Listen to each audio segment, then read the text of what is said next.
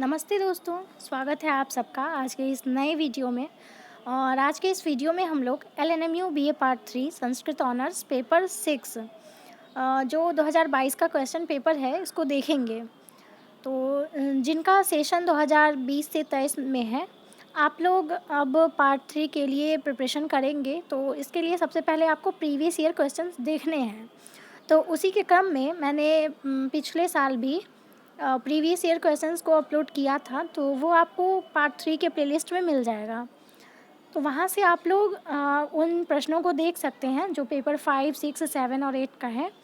और जो 2022 में एग्ज़ाम हुआ है, यानी कि 2019 से 22 सेशन वालों का जो एग्ज़ाम हुआ है, वो जो पेपर है उसका पेपर 5 मैंने पहले ही अपलोड कर दिया है। तो वो आप लोग देख सकते हैं।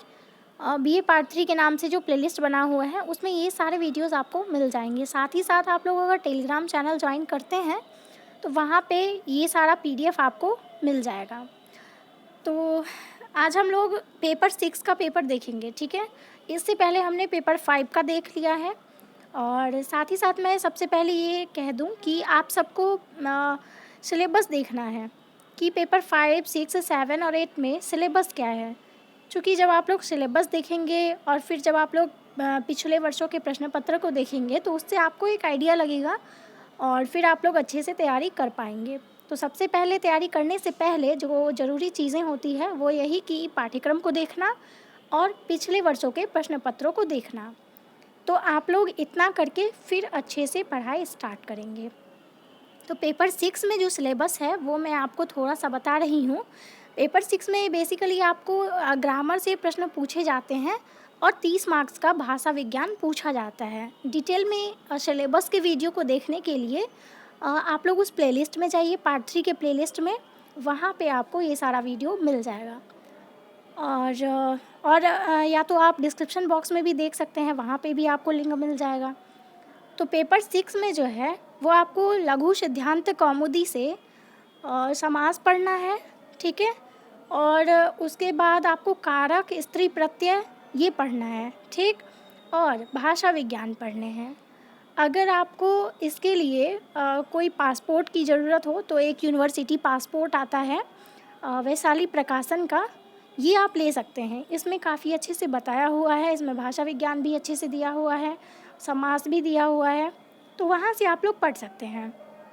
और अगर आपको लघु सिद्धांत कौमुदी बहुत ही समझ में ना आए, बहुत ही कम समझ में आए, या फिर किसी किसी को लगता है कि उनसे नहीं हो पाएगा, तो आप लोग एक काम कर सकते हैं कि जो जनरल संस्कृत ग्रामर की बुक आती है उससे भी आप लोग ग्रामर को कंप्लीट कर सकते हैं। लेकिन आपको समास के लिए लघु सिद्धांत कौमुदी पढ़ना पड़ेगा, ठीक है। लेकिन सबसे पहले आपको समास और कारक को जनरल व्याकरण जो सामान्य व्याकरण जो संस्कृत का आता है वो पढ़ना ही पड़ेगा, ताकि आपका जो बेसिक है वो क्लियर हो जाए और फिर आप लघु सिद्धांत कौमुदी में ईजिली उसको पढ़ पाएंगे।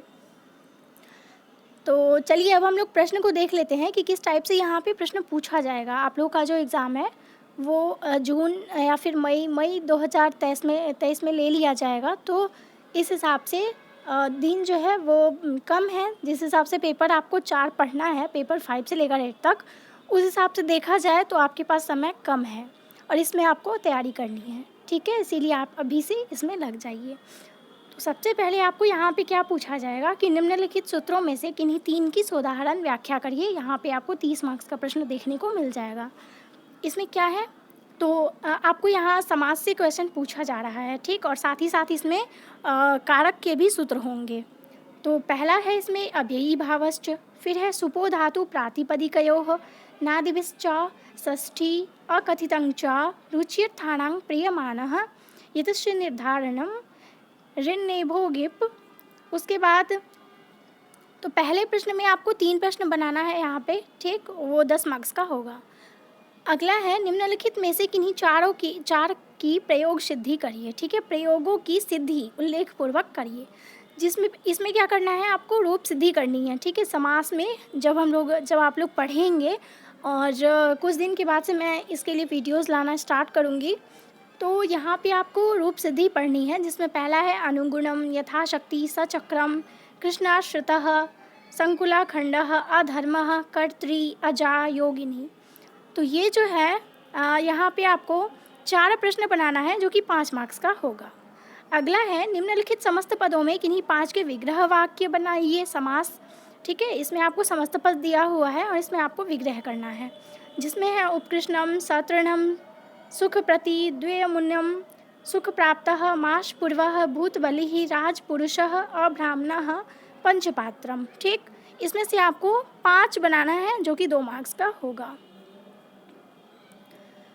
उसके बाद है निम्नलिखित विग्रह वाक्यों में से किन्हीं 5 के समस्त पद बनाइए। ठीक, चक्रेण युगपथ, सदृशः गुरुणा, पुण्येन अर्थः, हरिणा त्रातः, चौराद्भयं, तस्य पुरुषः, न आर्यः, शोभनः पुरुषः, कुंभं करोति इति, पंचानाम पत्राणाम समाहारः।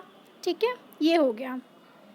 उसके बाद जो हमारा अगला पार्ट है वो है भाषा विज्ञान का, जहाँ से 30 मार्क्स के प्रश्न पूछे जाएंगे और बाकी जो 70 मार्क्स है वो आपको ग्रामर जो आपने ऊपर देखा है, तो यहाँ पे 30 मार्क्स का प्रश्न आपसे पूछा जाएगा।